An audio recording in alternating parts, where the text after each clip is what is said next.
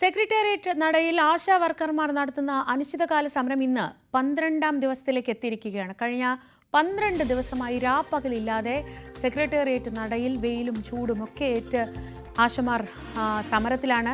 ഇന്നലെ അവരുടെ വലിയൊരു പ്രതിഷേധ മഹാസംഗമം നടന്നു. അതിന് പിന്നാലെ ആശമാർക്ക് പിന്തുണയുമായി നിരവധി സംഘടനകൾ രംഗത്തെത്തുന്നുണ്ട്. അതേസമയം സമരസമിതി ഭാരവാഹികളുമായി ആരോഗ്യമന്ത്രി വീണ ജോർജ് വീണ്ടും ചർച്ച നടത്തിയേക്കുമെന്നാണ് സൂചന. വി വിനോദ് തന്നെ വിവരങ്ങളുമായി ചേരുന്നുണ്ട്.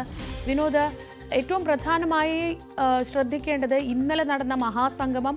ആ മഹാസംഗമത്തിന് വലിയ രീതിയിലുള്ള പിന്തുണ അവർക്ക് ലഭിച്ചിട്ടുണ്ട്. അവർ പറയുന്നത് വളരെ ന്യായമായ ആവശ്യങ്ങളാണ് എന്നൊരു പ്രതീതി എന്തായാലും സമൂഹത്തിലുടനീളം ഉണ്ടായിട്ടുണ്ട്. ഇതിനോടൊപ്പമാണ് ഈ PSC അംഗങ്ങളുടെ ശമ്പള വർധനയും ഇന്നലെ ജുഡീഷ്യൽ ഓഫീസർമാരുടെ ശമ്പള വർധനയും ഒക്കെ വരുമ്പോൾ ഇവർ വളരെ തുച്ഛമായ ശമ്പള വർധനയും കാര്യങ്ങളും ചോദിക്കുന്നു. അവിടെ സർക്കാർ പക്ഷപാതപരമായി നിലപാടെടുക്കുന്നു എന്ന വലിയ ആരോപണം വരുന്നുണ്ട്. ഇപ്പോൾ ഇതൊരു രാഷ്ട്രീയ വിഷയമായി പ്രതിപക്ഷം മാറ്റുന്നുണ്ട് എന്നൊരു തിരിച്ചറിവ് സർക്കാരിനുണ്ടെങ്കിൽ ഒരു ഇടപെടൽ ഉണ്ടാവില്ലേ?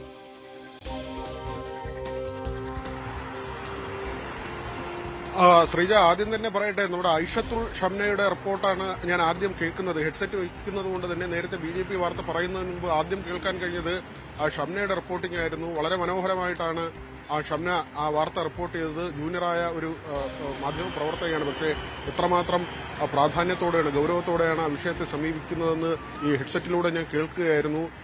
ഷംന പറഞ്ഞത് സ്ത്രീകൾ നേരിടുന്ന, ഒരു കമ്മ്യൂണിറ്റിയിലെ സ്ത്രീകൾ നേരിടുന്ന പ്രശ്നത്തെക്കുറിച്ചാണ്. അതിലേക്ക് തന്നെയാണ് നമ്മൾ വരുന്നത്. ഈ ആശമാരുടെ സമരവുമായി നമുക്കതിനെ ചേർത്ത് വയ്ക്കാം. കാരണം മറ്റൊരു തരത്തിൽ ഒരു കമ്മ്യൂണിറ്റിയിലെ സ്ത്രീകൾ നേരിടുന്ന പ്രശ്നമാണ് ആശാ വർക്കർമാർ എന്ന ആ ഒരു കമ്മ്യൂണിറ്റിയിൽ പെടുന്നവർ 12ാം ദിവസത്തിലേക്ക് പോവുകയാണ്. ഇവിടെ ശ്രീജ പറഞ്ഞതുപോലെ തന്നെ ഈ വെയിൽ, ചൂട്, നമുക്ക് പുറത്തിറങ്ങാൻ പറ്റാത്ത അത്ര തരത്തിൽ ഈ ഫെബ്രുവരിയിൽ തന്നെ ചൂടിന്റെ അവസ്ഥ മാറുകയാണ്. തലസ്ഥാനമൊക്കെ വലിയ രീതിയിൽ വെന്തുരുകുകയാണ്. ആ സമയത്താണ് ഈ കാറിന് മുന്നിൽ ഇരുന്ന് അവർ 12ാം ദിവസത്തിലേക്ക് അവരെ സമരം കൊണ്ടുപോകുന്നത്.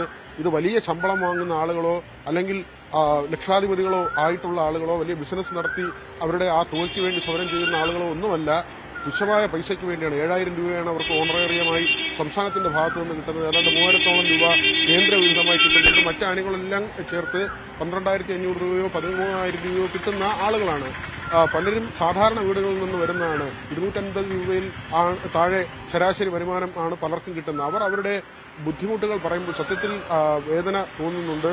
ഈ ഘട്ടത്തിലേക്ക് പോകുമ്പോൾ അത് സംസ്ഥാനത്തിന്റെ പ്രശ്നമാണോ കേന്ദ്രത്തിന്റെ പ്രശ്നമാണോ എന്നൊക്കെ ഉള്ള വിഷയങ്ങൾ അവിടെ നിൽക്കുമ്പോൾ തന്നെ കേന്ദ്രവിഹിതം കിട്ടുന്നില്ല എന്ന കാര്യം സംസ്ഥാനം പറയുന്നുണ്ട്.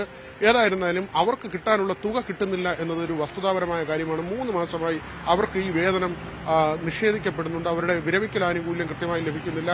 മറ്റ് കാര്യങ്ങളെല്ലാം തന്നെ അവർക്ക് തൊഴിലവകാശങ്ങളായി ലഭിക്കേണ്ട ഒരു കാര്യവും കൃത്യമായി ലഭിക്കുന്നില്ല എന്ന ഒരു കാര്യം. മാത്രമല്ല, മന്ത്രിക്കെതിരെ അവർ ഉന്നയിക്കുന്ന ആരോപണങ്ങൾ, വലിയ പരാതിയാണ് വീണ ജോർജിനെതിരെ അവർ ഉന്നയിക്കുന്നത്. മന്ത്രിയുടെ സമീപനം ശരിയല്ല, കാണാൻ പോലും കൂട്ടാക്കുന്നില്ല, ചർച്ചകളിൽ അധിക്ഷേപ സ്വരമുണ്ടാകുന്നു, അല്ലെങ്കിൽ അവർ ആക്ഷേപിക്കുന്ന തരത്തിൽ സംസാരിക്കുന്നു എന്നതടക്കമുള്ള കാര്യങ്ങളാണ് ഈ ആശാ വർക്കർമാർ പറയുന്നത്. മാത്രമല്ല, ഒരു വശത്ത് ഈ സംസ്ഥാന സർക്കാർ പ്രതിസന്ധി പറയുമ്പോൾ സർക്കാർ അഭിഭാഷകരുടെ ശമ്പളത്തിൽ വലിയ വർധനയാണ് വരുന്നത്. KV തോമസിന്റെ യാത്രാപ്പടി 11.5 ലക്ഷം രൂപ ആക്കുന്നു.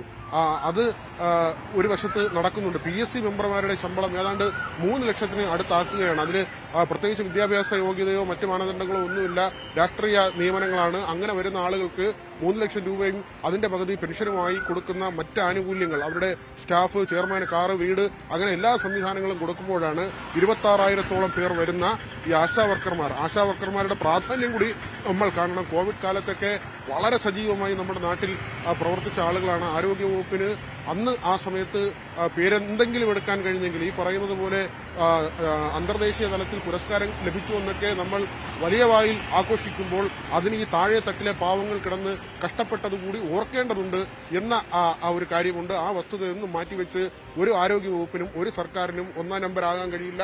അങ്ങനെയുള്ള തിളക്കവുമില്ല.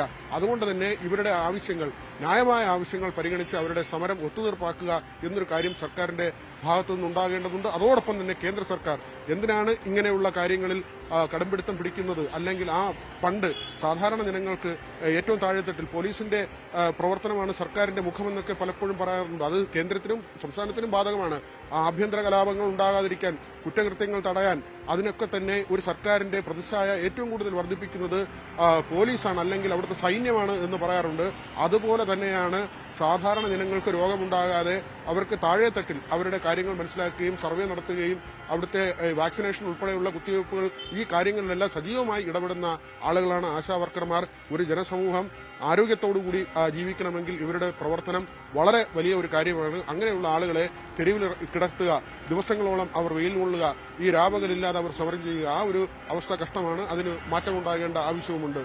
ശ്രീജ, തീർച്ചയായും ആരോഗ്യമന്ത്രി ഒരു വിട്ടുവീഴ്ചയ്ക്ക് തയ്യാറാവുമോ എന്നത് തന്നെയാണ് അറിയേണ്ടത്. ഇന്നലെ ആരോഗ്യമന്ത്രി സംസാരിച്ചപ്പോൾ പറഞ്ഞിരുന്നു, എപ്പോൾ വേണമെങ്കിലും ഞാൻ അവരോട് സംസാരിക്കാൻ തയ്യാറാണ്, പക്ഷേ സർക്കാരിന് ഇതിൽ കൂടുതൽ ഒന്നും ചെയ്യാനില്ല, കേരള സർക്കാരാണ് ഏറ്റവും നല്ല രീതിയിൽ ശമ്പളം കൊടുക്കുന്നത് എന്നൊക്കെയാണ് ആരോഗ്യമന്ത്രിയുടെ വാദങ്ങൾ. അതിനപ്പുറത്തേക്ക് ഒരു വിട്ടുവീഴ്ചയ്ക്ക് തയ്യാറായി ഇവർക്ക് വേണ്ടി ഇവരുടെ പ്രശ്നങ്ങൾ കേൾക്കാൻ ഒരിക്കൽ കൂടി തയ്യാറാകുമോ, അവരുടെ പ്രശ്നങ്ങളിൽ ഒരു പരിഹാരമുണ്ടാക്കാൻ സംസ്ഥാന സർക്കാരിന് കഴിയുമോ എന്നതാണ് ഇനി കാത്തിരുന്ന് അറിയേണ്ടത്.